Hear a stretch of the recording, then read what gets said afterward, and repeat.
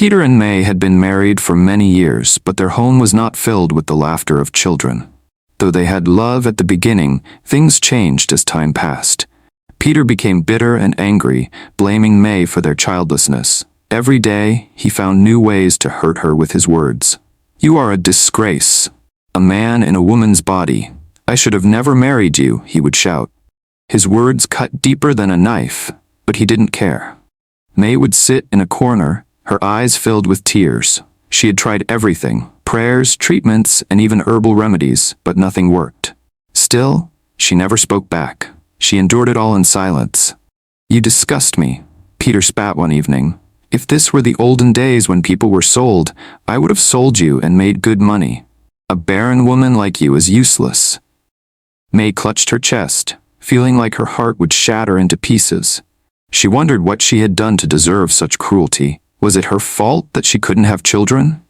At night, while Peter snored beside her, May wept into her pillow. She regretted ever marrying him. She had once dreamed of a happy home full of love and children, but now she lived in a nightmare. As the days passed, the insults worsened. Peter would mock her in front of others, calling her names.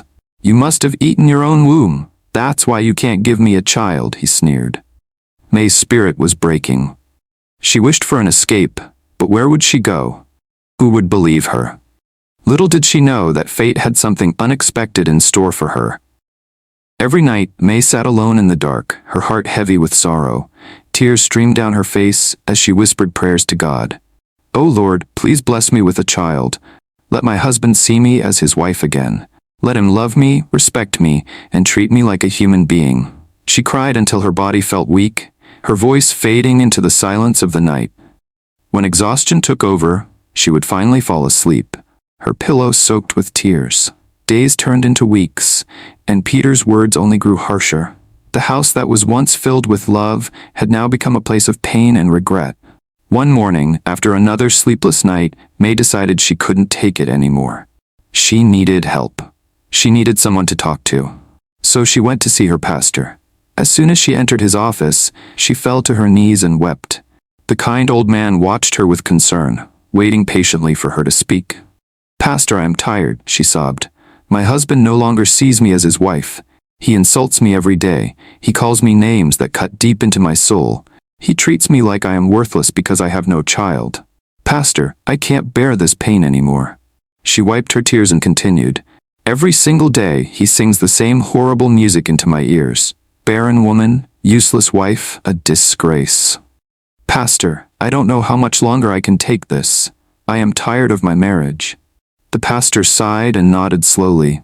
He had seen many women come to him with similar pain, but something about May's desperation touched his heart deeply. He reached out and placed a comforting hand on her shoulder.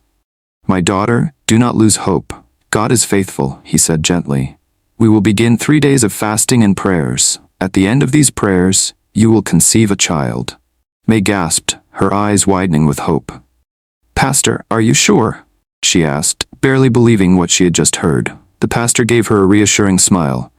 "I see a great breakthrough coming your way, but you must be serious with these prayers. Trust in God, and He will do it for you." May wiped her tears and nodded eagerly. She felt a spark of hope for the first time in years. "Thank you, Pastor. I will be serious. I will not give up." She left the church with a renewed spirit, determined to do whatever it took. Little did she know that this was only the beginning of a journey that would change her life forever. May was confused. She was devastated. No matter how hard she tried, she couldn't concentrate on her prayers. Her husband's cruel words echoed in her mind, tormenting her day and night. "You are worthless. You have no womb. I regret marrying you." These words played in her head like a terrible song, making it impossible for her to pray.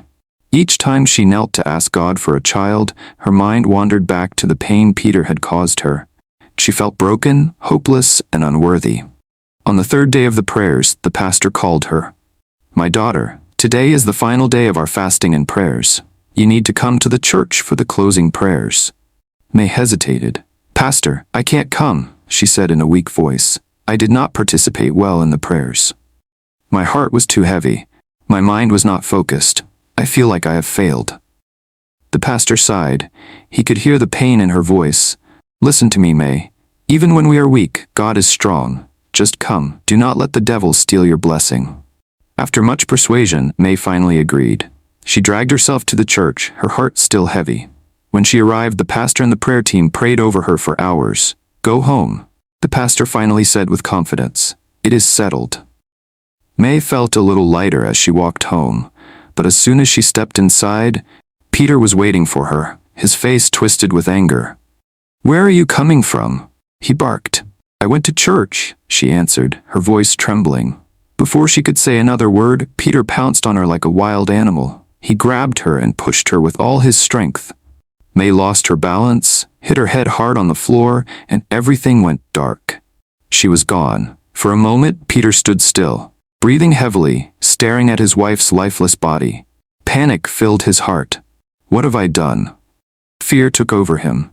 He knew if people found out, he would be in deep trouble. He had to cover it up. Quickly, he grabbed a shovel and dug a pit in their sitting room. He worked tirelessly, sweating profusely, his hands shaking. When the pit was deep enough, he dragged May's body and buried her there, covering it as if nothing had happened. For a week, Peter lived as if nothing was wrong. He ate, slept, and even went out as usual, but deep inside, his heart was restless. At night, he couldn't sleep. He kept hearing strange noises. He felt like someone was watching him, but he convinced himself it was just his imagination. Then, one evening, exactly 1 week after he buried May, Peter sat alone in the living room, relaxing. The house was silent, too silent.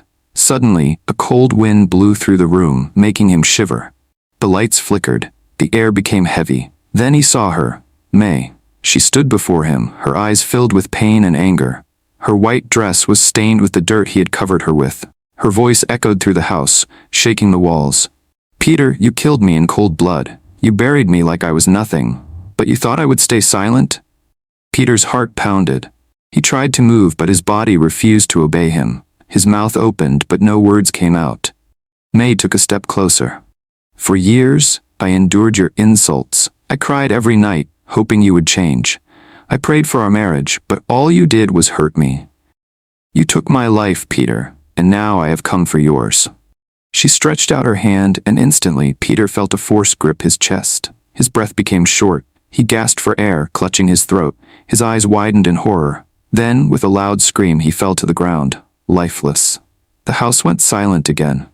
May's soul, finally free from pain, slowly faded away into the light. She was at peace at last. Moral lessons. 1. Treat people with kindness. You never know how much pain your words and actions can cause. Peter's cruelty led to his own downfall. 2. Patience has its limits. May endured suffering for years, but in the end, justice was served. 3. No sin goes unpunished. Peter thought he could cover his evil deeds, but karma caught up with him. 4. Marriage should be built on love and respect. A home without love is worse than a prison. 5. God sees everything. Even when May thought she was alone, divine justice fought for her. Thank you. Thank you, my dear viewers, for following this story to the end. I hope you learned something valuable. If you enjoyed this story, don't forget to like, share, and subscribe for more amazing folk tales. Stay blessed.